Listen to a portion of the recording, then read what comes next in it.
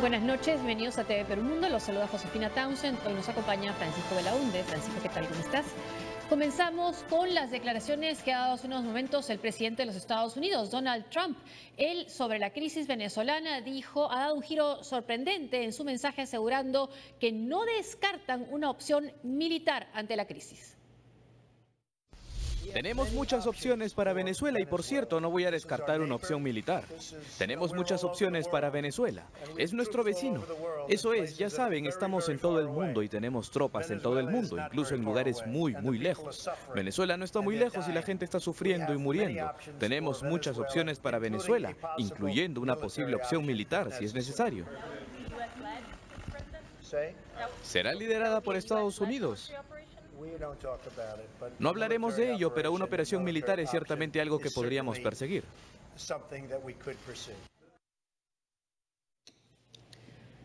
Donald Trump ha hecho estas declaraciones luego de una reunión con su embajador ante Naciones Unidas, con el secretario de Estado estadounidense, con Rex Tillerson, y con su asesor nacional de seguridad, H.R. McMaster. Lo hizo luego de una reunión que el tema fundamental era Norcorea, y luego ante esa pregunta fue esta respuesta la que dio.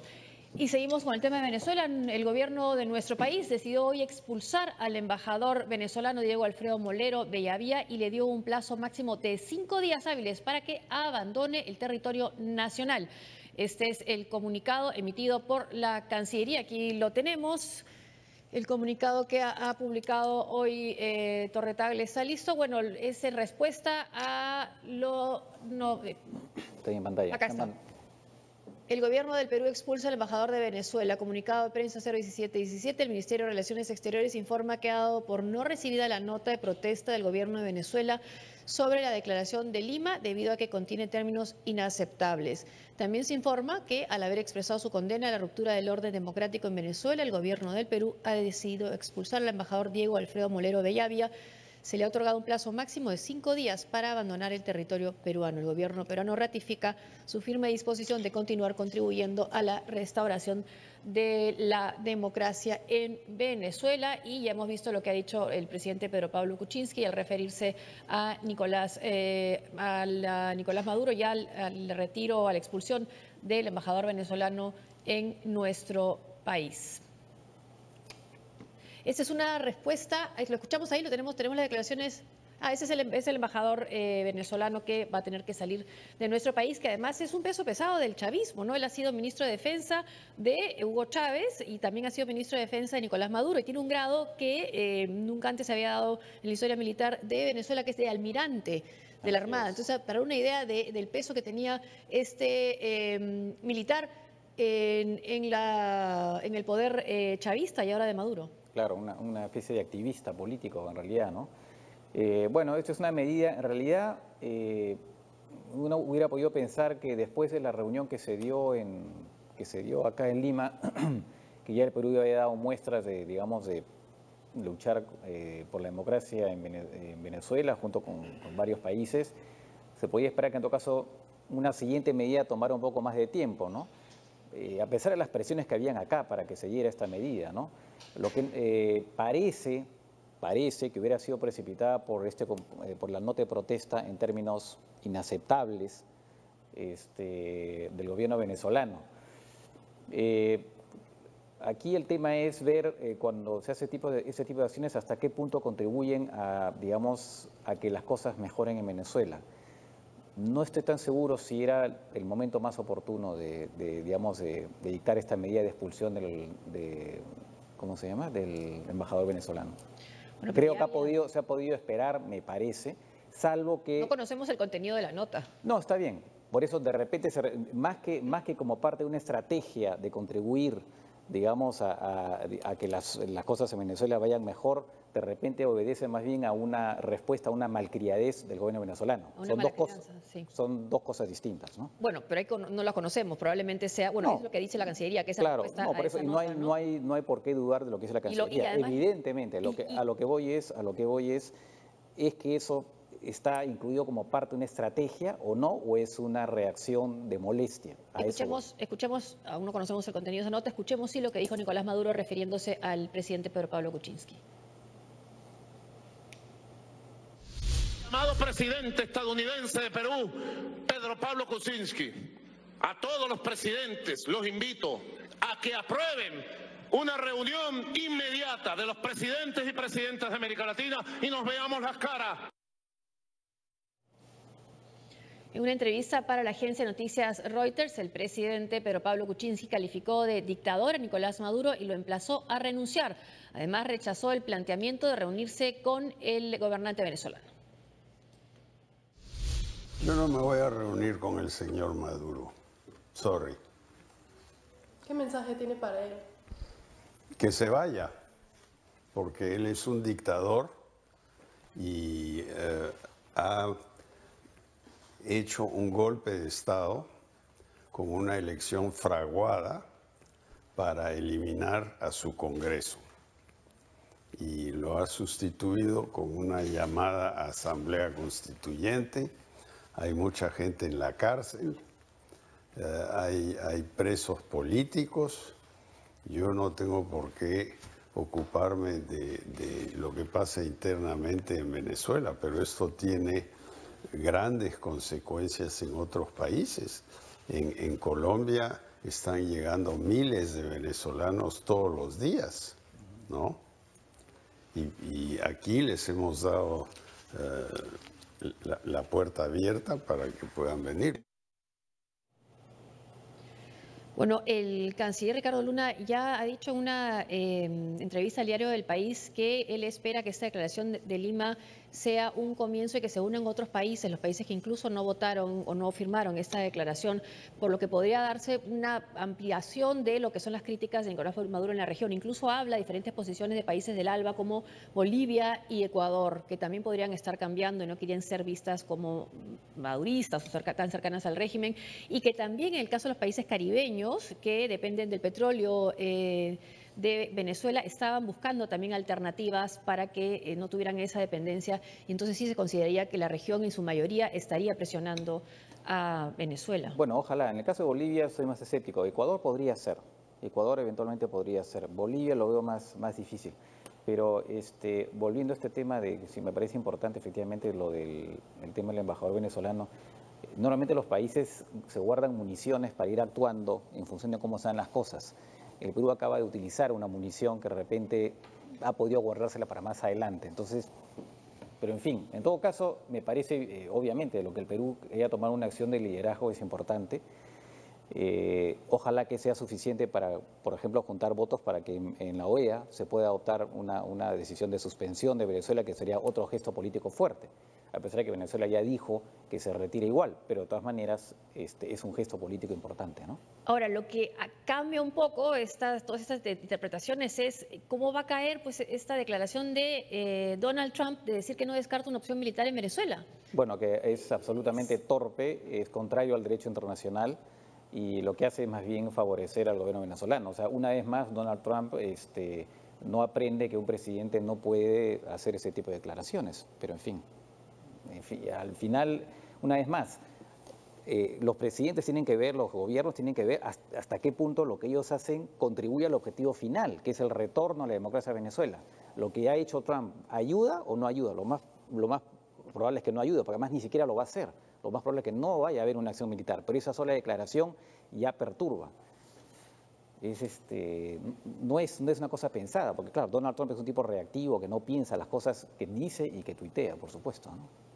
Bueno, se pensaba lo mismo sobre el caso de Corea y ha seguido diciendo lo mismo o subiendo incluso el tono, ¿no? Así es. Pero bueno, se ha ido directamente ya a no descartar la opción militar y claro, sí hay otras opciones porque hasta ahora han sido de alguna manera cautos, no han hecho sanciones personales, no sanciones económicas, ¿no? Que podían desbaratar y crear un caos en Venezuela, pero no ha pasado por esa etapa de las sanciones económicas y se ha ido directamente a hablar de sanción militar. Estamos esperando qué respuesta va a haber de Nicolás Maduro, por supuesto. De repente ¿no? decide romper relaciones. Eso es lo que podría pasar, que decida romper relaciones con el Perú. Venezuela. Con el Perú. Bueno, ¿y eso qué significado tendría? No, bueno, claro, los cónsules se quedan, porque no necesariamente los cónsules se van cuando hay ruptura de relaciones, ¿no? Y es importante que los cónsules se queden porque se queda pues la colonia peruana por ahí, ¿no? pero le quita al Perú, digamos, en la posibilidad hasta ahora negada, por supuesto, que pudieran haber negociaciones en torno a lo que pasa en Venezuela, le quita al Perú, lo saca un poco de juego, ¿no? El gobierno venezolano comenzó con la anunciada reestructuración de sus instituciones públicas. En conferencia de prensa, Tarek William Saab, fiscal general, adelantó la creación de una comisión para depurar, según dijo, cualquier indicio de corrupción heredada de la gestión pasada.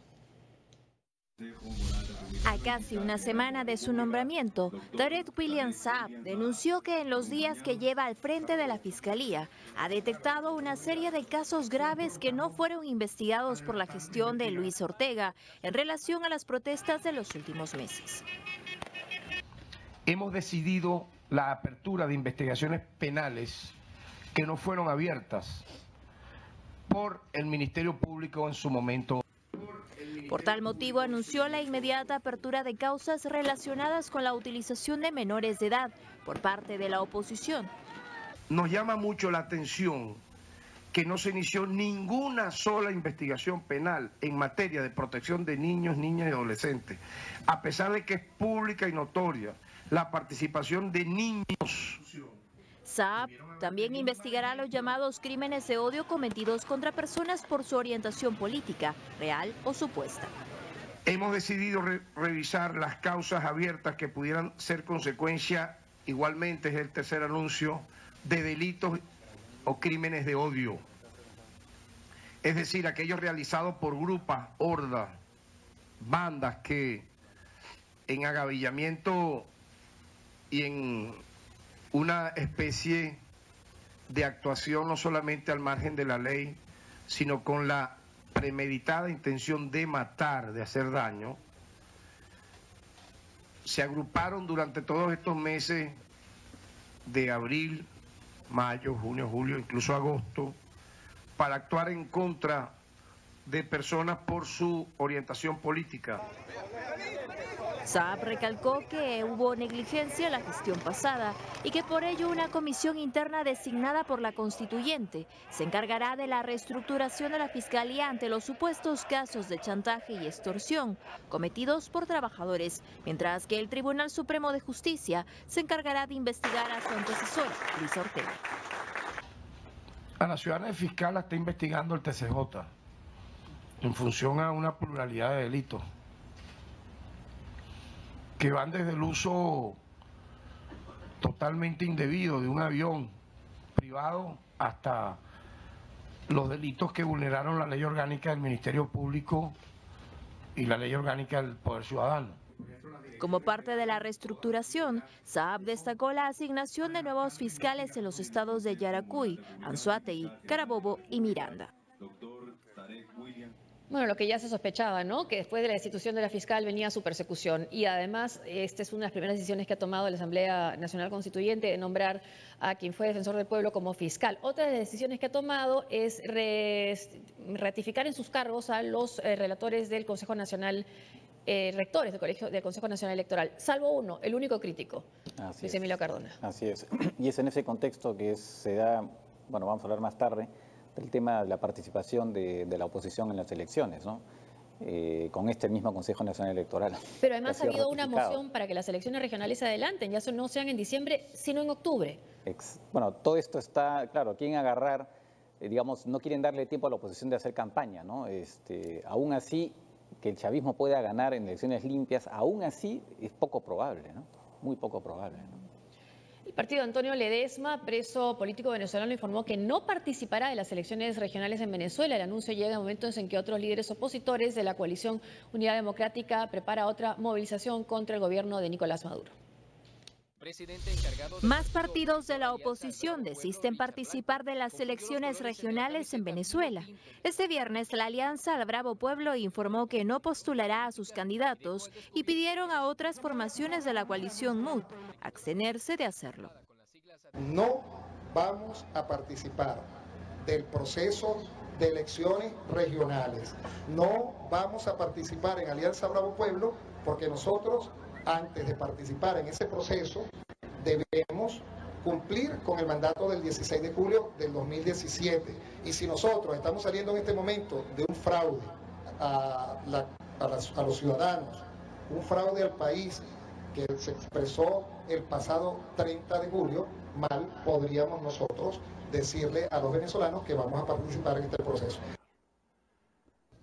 El comunicado aprobado por el líder de esta agrupación, Antonio Ledesma, sostiene entre sus razones para no inscribir candidatos el incumplimiento de la promesa de los diputados de la Asamblea Nacional del 2015 de cambiar de gobierno y a los rectores del poder electoral. El anuncio de Alianza al Bravo Pueblo se suma al de María Corina Machado, coordinadora nacional de Vente Venezuela, que también informó su ausencia en las regionales y su desvinculación de la MUD.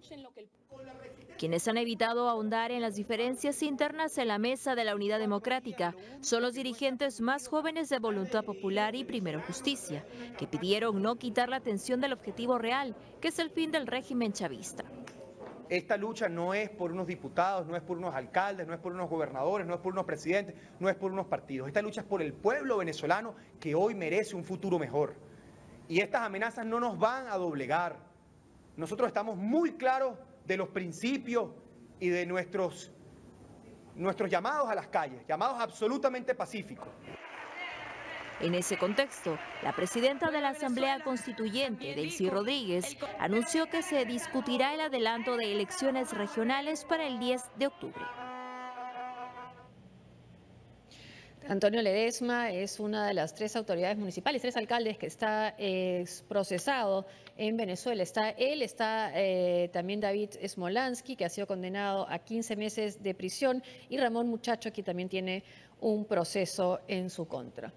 Un ex militar venezolano aseguró que el hijo del presidente Nicolás Maduro transportó bultos de contenido desconocido por el aeropuerto de la isla Margarita. En una entrevista con el canal colombiano NTN 24, Zuni Balsa reveló que personas cercanas al gobierno de Venezuela mantuvieron encuentros con el narcotraficante Joaquín El Chapo Guzmán.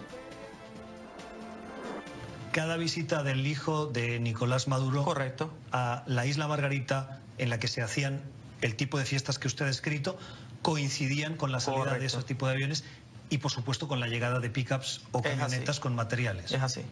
Los hijos de Cilia Flores llevaban a cabo este mismo modus operandi. Igualmente, el actual vicepresidente Tarek El Aissami. Y en una oportunidad tuvimos la coincidencia de darnos cuenta de la presencia de uno de sus familiares, un primo de Diosdado Cabello, compartiendo con personas de nacionalidad mexicana que, mediante la información otorgada por el gerente del hotel, eran conexos a lo que es el narcotraficante Chapo Guzmán. Joaquín El Chapo Guzmán, hoy correcto, detenido en Estados Unidos. Correcto.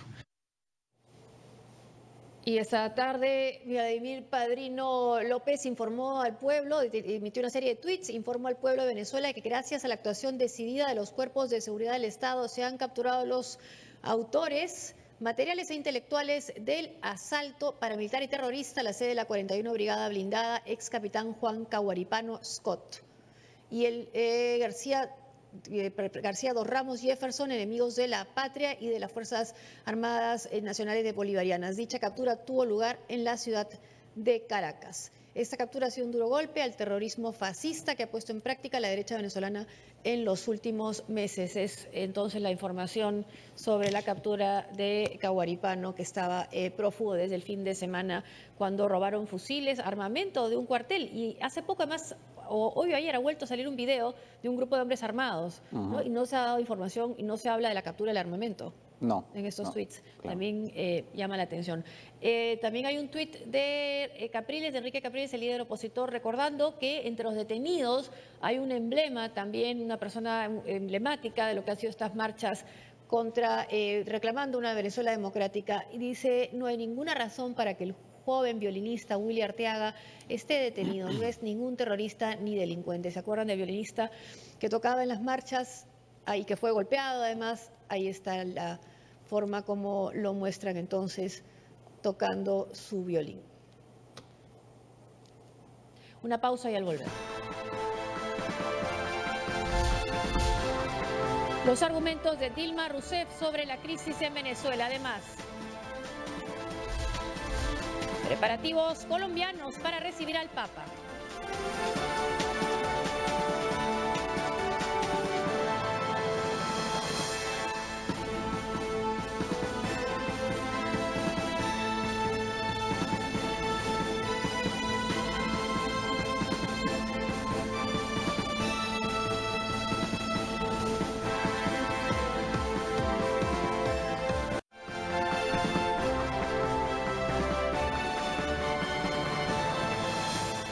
países del sudeste asiático han aislado a Corea del Norte por el aumento de tensiones en la región. Este viernes, el presidente Donald Trump aseguró que ya tiene una solución militar preparada, asegurada y cargada en caso Pyongyang decida atacar.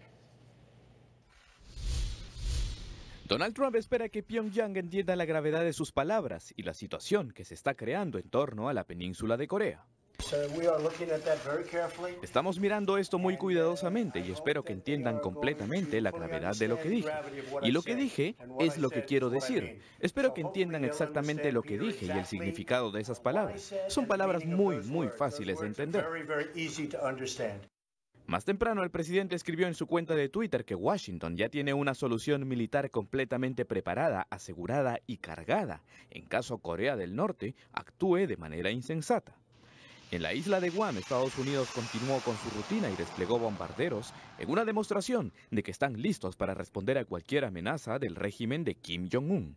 No entrenamos para una amenaza específica, no entrenamos para un escenario específico, estamos entrenando siempre con nuestros aliados y socios.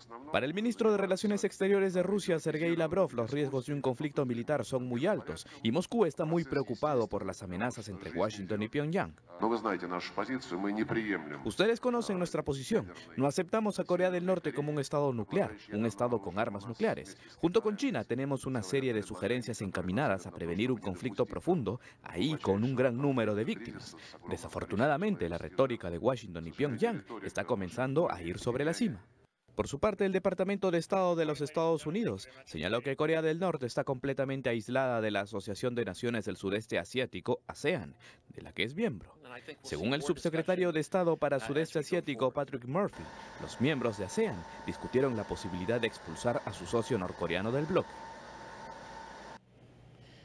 La canciller de Alemania, Angela Merkel, también se ha pronunciado sobre la cuestión norcoreana, reafirmando que no hay solución militar en la crisis que actualmente enfrenta la península asiática.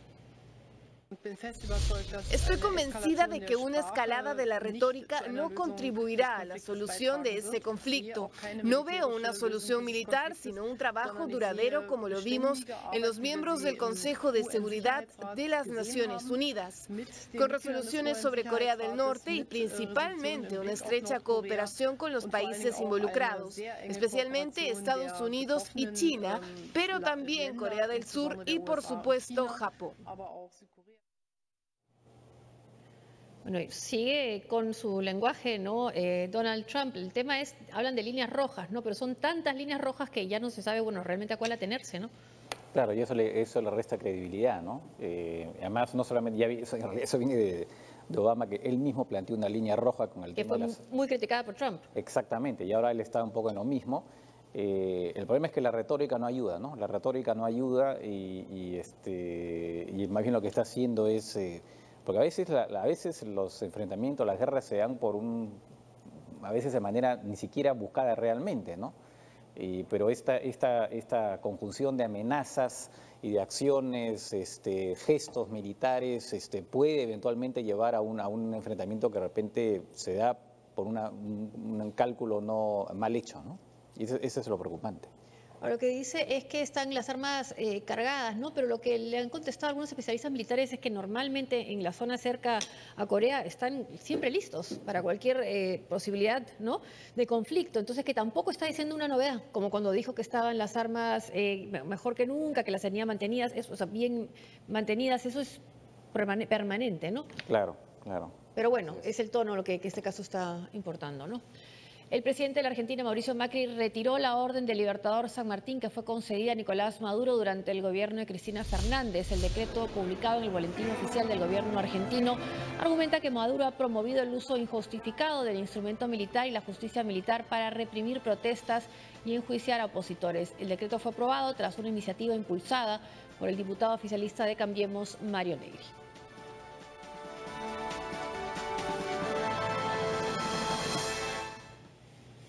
A través de una entrevista ofrecida a la cadena británica BBC, la destituida expresidenta del Brasil, Dilma Rousseff, criticó a Occidente por su visión irresponsable respecto a la crisis venezolana y advirtió que se está creando un conflicto armado en la región como ocurrió en Irak y en Afganistán. Maduro gobierna Venezuela en circunstancias extremas. Lo que necesitamos es una salida que no sea sangrienta. Yo creo que la visión que tiene Occidente sobre Venezuela es irresponsable. Van a crear un escenario como en Irak y Afganistán en América Latina. Un conflicto armado. No ayuda a seguir discutiendo porque la oposición tampoco es perfecta. Bueno, claro, hay un cambio radical entre la visión de Dilma Rousseff y la visión de Michel Temer. Ella cuestiona que un presidente acusado de corrupción esté condenando a Venezuela, pero más allá de eso, estas declaraciones las ha dicho antes de las declaraciones de Donald Trump, ¿no? Lo que sí podría encajar en el temor que tiene, ¿no? Con la diferencia que ella se refiere a Occidente en su conjunto, ¿no? Sí. Al revés, o sea, Donald Trump está totalmente aislado en esa visión. Sí. Más bien los demás países, al contrario, piden calma. América Latina y Europa. Así es, entonces, claro, ella puede decir, ya ven, yo tengo razón, pero no, pues. Sí. Donald Trump casi no es Occidente.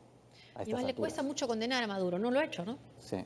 La escasez de gas doméstico es otro de los problemas que aquejan a las familias venezolanas. La producción nacional solo abastece el 15% de la demanda y esto obliga a miles de venezolanos a recurrir a la leña para cocinar.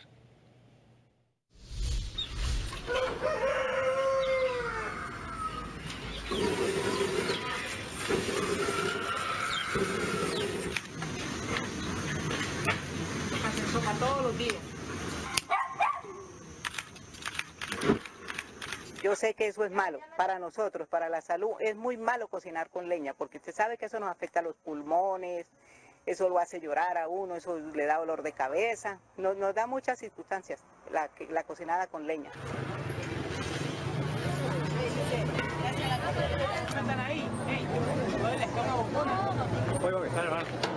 El riesgo que tenemos todos los que estamos aquí.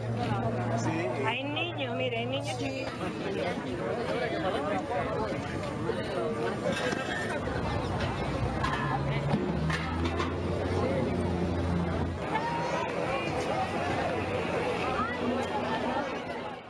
No, que el país con las mayores reservas petroleras del mundo tenga problemas de energía es realmente insólito. El presidente de Colombia, Juan Manuel Santos, fue citado a declarar como testigo por la firma del documento COMPES 3817 del 2014 que otorgaba una licitación a la empresa Odebrecht. Junto a Santos fue citado parte de su gabinete que firmó el convenio. La Corte Suprema de Justicia avaló la petición presentada por la defensa del senador oficialista Bernardo Miguel Elías, más conocido como el Ñoño Elías, capturado la semana pasada por su presunta participación en la trama de corrupción. Las declaraciones del mandatario y de las otras autoridades permitirán verificar si se abre una causa penal contra este senador presuntamente implicado en el lavado de activos e interés indebido en la firma de contratos.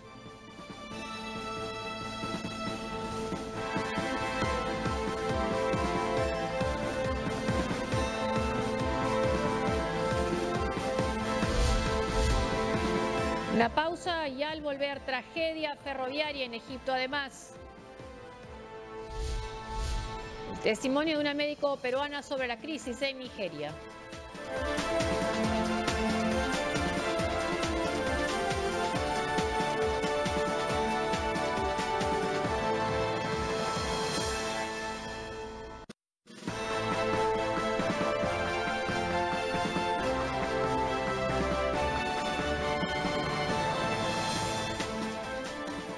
En su primer discurso como presidente electo de Kenia, Uhuru Kenyatta ofreció dialogar con la oposición tras recibir las credenciales que corroboraron su triunfo en las urnas. La oposición, que cuestionó el proceso electoral, descartó ir a los tribunales y solicitó acceder a las actas.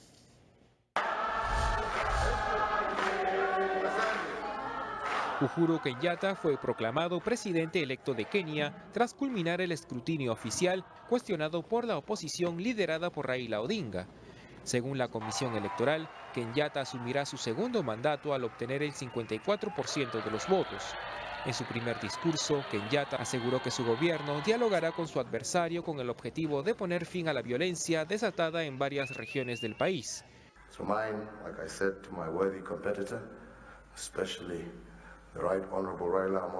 Me dirijo especialmente al honorable Raila Odinga. Me dirijo a usted.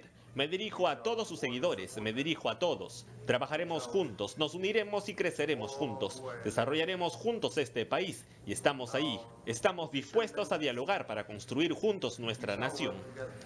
La oposición dijo que reconocerá la victoria de Kenyatta solo si se les permita acceder a las actas, pero descartó acudir a los tribunales. Ir a los tribunales para nosotros no es una alternativa. Cada vez que un keniano ha sido asesinado, el pueblo ha respondido con la verdad. Cada vez que una elección ha sido robada, el pueblo se ha levantado para asegurarse de que los cambios se hacen para un país mejor. Así que tengo una gran esperanza con el pueblo de Kenia. De otro lado, en el mercado de la ciudad de Garissa, ubicada al noreste del país, se registró un incendio durante los enfrentamientos protagonizados por la oposición. 2 comerciantes resultaron heridos.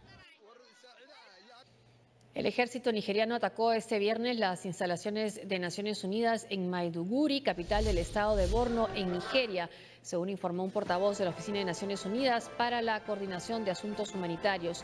Las Fuerzas Armadas aseguran tener información de que militantes de Boko Haram se esconden en el área donde está la sede de Naciones Unidas en esa región de Nigeria.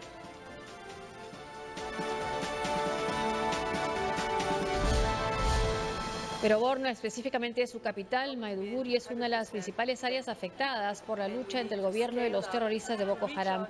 La crisis ha provocado desnutrición y una seria emergencia humanitaria que organizaciones como Médicos Sin Fronteras atienden a diario. En Maiduguri estuvo una doctora peruana, integrante de esta organización. Ella es Ebel Lorena Saavedra Ortiz, está con nosotros vía Skype, ahora ya está en Tacna. Doctora, buenas noches. Buenas noches. Doctora, resulta difícil entender cómo un país tan rico como Nigeria, con tantos recursos petroleros, tenga personas que pueden sufrir de severa desnutrición y que estén en medio de una crisis humanitaria. Así es.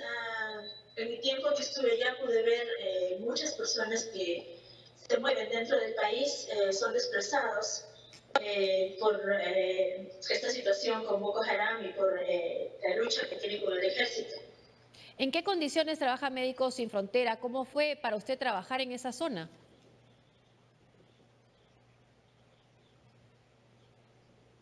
Doctora, ¿me oyó? Se perdió la comunicación. Sí, doctora, sí, le preguntaba en qué condiciones trabaja Médicos Sin Fronteras en esa zona del noreste de Nigeria.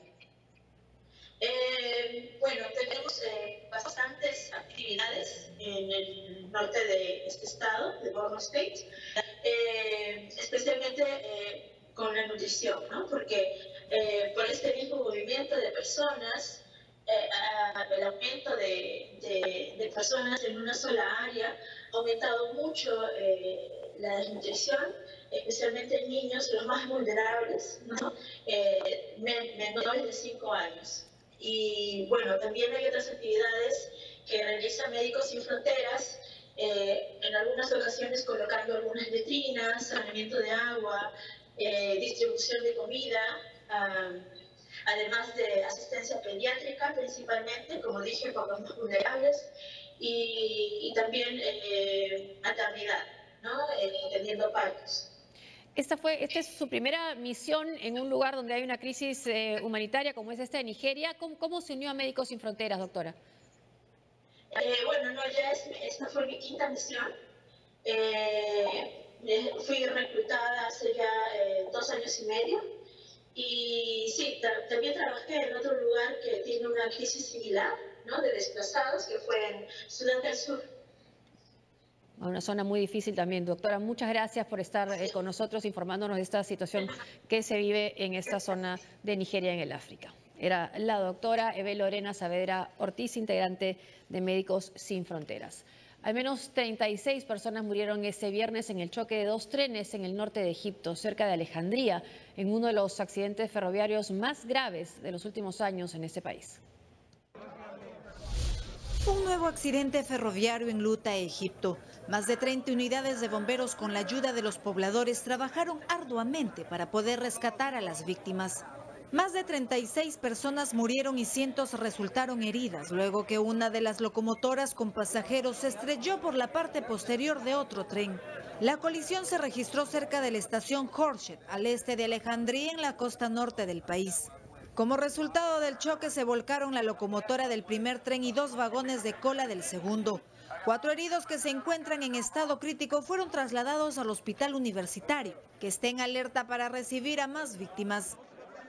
La autoridad ferroviaria envió varias grúas para retirar los vagones volcados. Una de las primeras hipótesis que maneja la policía es que el accidente se habría originado por una falla en uno de los trenes que lo llevó a detenerse en la vía. Bueno, y sobre la expulsión de nuestra... esta es la reacción que tenemos sobre las afirmaciones de Donald Trump o sobre las reacciones a la expulsión del embajador. Sobre la expulsión del embajador. ¿Qué ha dicho Venezuela? ¿Tú has visto? Bueno, lo que hay es un tuit donde dice: Gobierno de la República Bolivariana de Venezuela rechaza el retiro del embajador Diego Molero de la República del Perú. Ese es el tuit que han mandado. Estoy abriendo ahorita el comunicado. Aquí está. Ahí está. Sí. Es un poco más largo. ¿Ese es? Sí. Acá está. Sí, ese es exactamente. Ese es. Dice a través del Ministerio de Relaciones Exteriores, ¿no? Se rechaza las acciones y dice: el presidente de la República del Perú, Pedro Pablo Kuczynski, se ha convertido en un enemigo de la patria de Bolívar al interferir continuamente en los asuntos internos de Venezuela, pretendiendo minar las históricas relaciones bilaterales entre nuestros pueblos, además de intentar torpedear el avance de la Unión Latinoamericana desde la inequívoca vocación de los pueblos hermanos. Bueno, más bien se puede hablar de Unión Latinoamericana en la postura crítica que encabeza el Perú. Así es. El embajador Diego Molero Bellavia se encuentra en Venezuela. Ya está en Venezuela. Buen resguardo y mantiene su respeto y cariño por el pueblo peruano, que siempre mostró su afecto y estima a la patria de Bolívar, nuestro libertador común. El pueblo de Venezuela seguirá profundizando las relaciones con el heroico pueblo peruano, a pesar de las arteras acciones de la élite que gobierna el Perú. Bueno, ha sido un gobierno elegido por el pueblo, ¿no? Porque, a ver, la 5. En virtud de la medida adoptada por el gobierno del Perú, nos vemos en la lamentable obligación de expulsar al encargado de negocios del Perú en Venezuela, quien dispondrá de 5 días para abandonar nuestro país. Bueno, algo predecible, ¿no? Claro. En todo caso significa que no reaccionan rompiendo relaciones, simplemente la represalia es expulsar al encargado de negocios. Veremos ahora la reacción que tienen ante las declaraciones de Donald Trump. La Unión Europea convocó una reunión con los países afectados por la crisis de los huevos contaminados con pesticida. La crisis afecta ahora a 16 países y traspasa las fronteras de Europa, con productos detectados en Hong Kong. 16 países europeos se han visto afectados por el caso de los huevos contaminados. Solo se han encontrado trazas de fipronil en 4 países: Holanda, Bélgica, Alemania y Francia. Sin embargo, en el resto de países europeos y en Hong Kong, que recibieron huevos procedentes de las granjas afectadas, no se ha confirmado la presencia del pesticida. Después de que los sistemas de alerta de seguridad alimentaria en la UE se hayan puesto en entredicho, Bruselas ha convocado una reunión para abordar el tema. Hay que recordar que el sistema europeo que está en funcionamiento es uno de los más avanzados del mundo, aunque después de lo ocurrido está claro que aún tenemos cosas que aprender. Es por eso que hemos convocado esta reunión para el 26 de septiembre. El jueves, 2 directivos de la empresa Chicken Friend fueron detenidos en el marco de la investigación. Los expertos aseguran que no existe peligro para la población, ya que para que hubiera intoxicación una persona tendría que consumir miles de huevos contaminados durante toda su vida, y que es más una cuestión de fraude legal, ya que el uso del fipronil está prohibido en la cadena alimentaria. Una pausa ya al volver rescatados de Alepo y en camino a su nuevo hogar. Además, siguen los cambios en la Casa Blanca.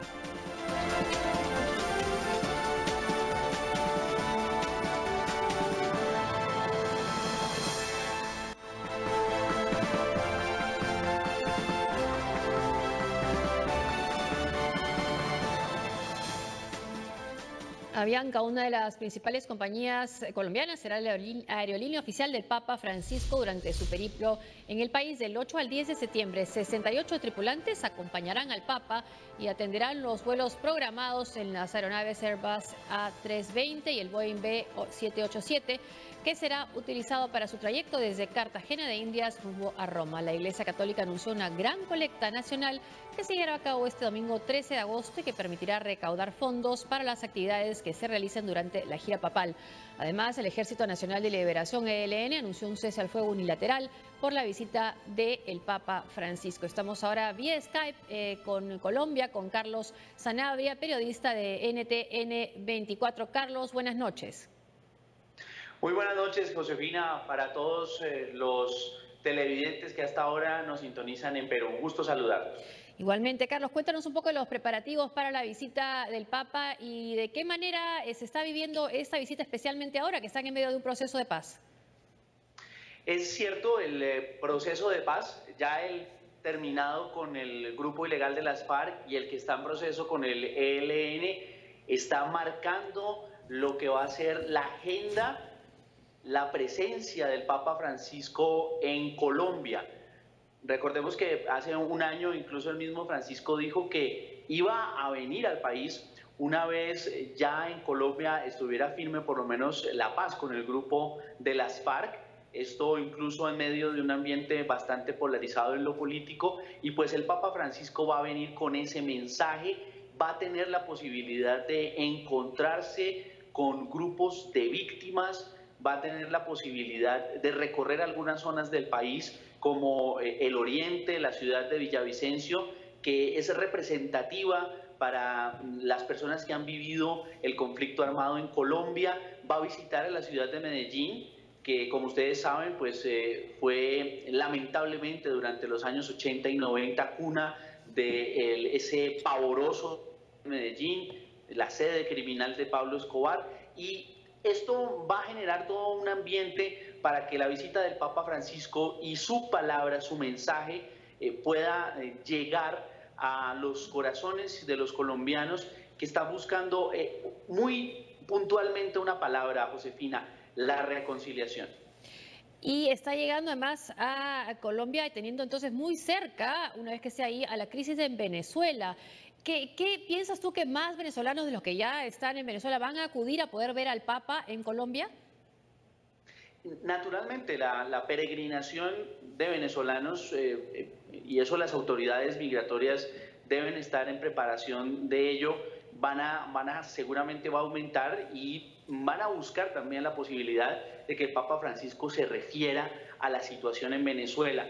Y de alguna manera la cercanía con Colombia, no solamente territorial, no solamente geográfica, sino también la hermandad que nos une a los colombianos con los venezolanos, pues seguramente va a hacer que el Papa en algún punto de su visita pueda generar un mensaje directo a Venezuela. Recordemos que el Papa Francisco, a través de la nunciatura en Caracas, a través de su propio secretario de Estado, que bien conoce la realidad venezolana, pues en algún momento de toda esta crisis estuvo involucrado, y el Papa Francisco seguramente va a tener alguna palabra para los venezolanos, y quizás se la guarde para la parte final de la visita.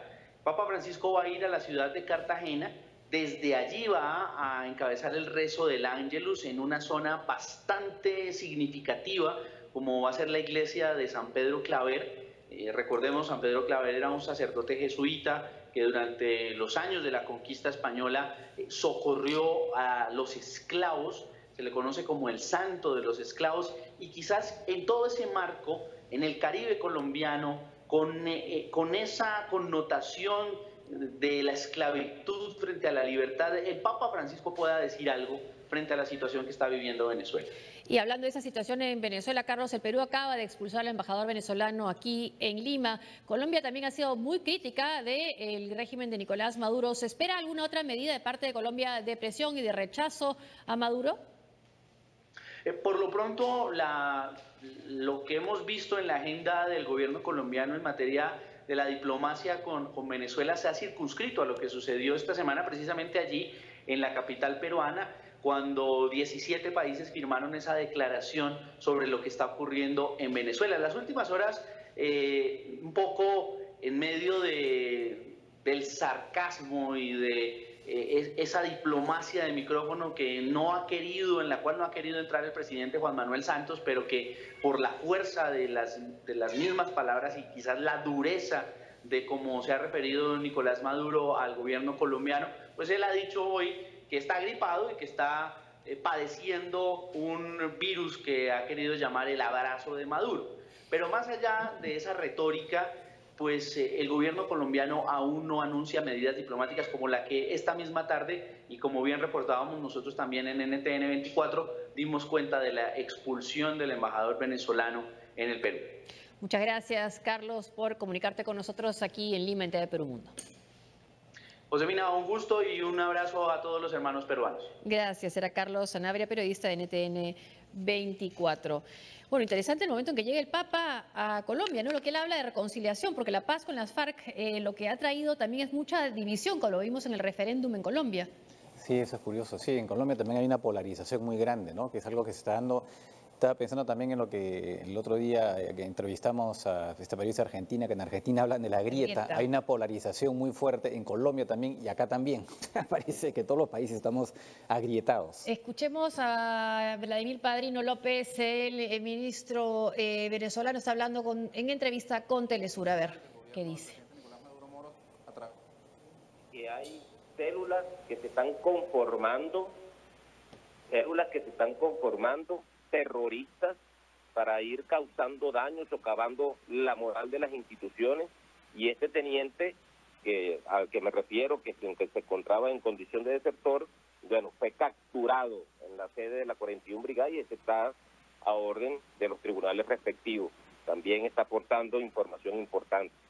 Y otras conexiones, estamos determinando todas las conexiones logísticas, financieras, que incluso van más allá de las fronteras de Venezuela, van mucho más allá de las fronteras de Venezuela. Y estoy seguro, Ernesto, que con la fortaleza moral, con la indignación que tiene la Fuerza Armada Nacional Bolivariana, vamos a dar hasta con el último delincuente y terrorista que ha hecho armas contra nuestras unidades militares y ha hecho una afrenta contra el honor y la dignidad de nosotros, la Fuerza Armada Nacional Bolivariana. No sé si tienes alguna otra pregunta, Ernesto. Sí, general en jefe, la investigación respecto del paradero del armamento sustraído por estos elementos durante el ataque al fuerte de Paramacay, ¿cómo avanza? Ya hay algunos que ya hemos recuperado, ya estamos en camino con los aportes que ya se están ofreciendo, en camino a buscar otro lote. Posiblemente más tarde, a medianoche o quizás a primera hora, ya tengamos noticias del hallazgo de estos efectos de la Fuerza Armada Nacional Bolivariana. Eran las declaraciones del ministro para la Defensa de Venezuela, Vladimir Padrino López, a la cadena Telesur sobre la detención del capitán Caguaripano. Y sobre esta detención, la corresponsal de Univisión en Caracas dice que en realidad habría sido casualidad. Motorizados de Polisucre pasaban por casualidad en el momento y colaboraron con la captura de Caguaripano. Al detenerlo, las cédulas no correspondían a sus rostros. Y sobre las armas recuperadas, dicen, por lo menos en este caso, que en ese momento verificaron y quedaron detenidos. Y solo se les incautó una Beretta 9 milímetros. Bueno, esa es la información que tiene, solo una pistola Beretta, que tiene la corresponsal de Univisión sobre esta captura del capitán Caguaripano, que dice también ella habría evitado disparar e intentó huir a pie por la autopista. Y que la captura no fue calculada, insiste la corresponsal de Univisión. Bueno, este es un incidente, ha habido otro más de pronunciamientos de hombres armados encapuchados, ¿no? Sí, que no sabemos quiénes son, no sabemos. Así es, y quién sabe, de repente por ahí aparece otro. En todo caso serían tres, ¿no? Porque estaba primero Óscar Pérez. Que sigue prófugo. Que sigue prófugo. No sé si llamarlo prófugo, sí, en la clandestinidad. Claro, sí, después, ¿cómo se llama? Discúlpame. Caguaripano. Caguaripano. Y estos encapuchados, ¿no? Probablemente aparecen otros, ¿no? Turquía y una organización de caridad rescataron a 13 animales que fueron abandonados a su suerte en el zoológico de Alepo. Las especies han encontrado un nuevo refugio en uno de los vecinos de Siria. De Turquía a Jordania. Yarash ha sido la ciudad de destino de 13 animales salvajes que fueron rescatados del zoológico Alim al-Shar de Alepo, que fue afectado seriamente durante la guerra que duró hasta finales del año pasado. Son 5 leones, 2 tigres, 2 osos, 2 perros y 2 hienas que han encontrado refugio este viernes luego de pasar algún tiempo en Turquía. Los animales sufrían de problemas físicos y nutricionales. La condición física actual no es mala, pero es seguro que algunos de estos animales tienen problemas de riñón, oculares, dentales, debido a una mala nutrición. Algunos de ellos realmente no han tenido comida por varios días antes de que seamos capaces de cuidar de ellos. De acuerdo con los rescatistas, este es el último grupo de animales supervivientes del zoológico Alim al-Shar. Este proyecto es parte de un esfuerzo conjunto entre el Ministerio de Ambiente de Turquía y la Organización Internacional de Caridad Animal, 4Paws. Hasta aquí el programa. Muchas gracias por acompañarnos. Gracias, Francisco. Buenas noches. Buen fin de semana.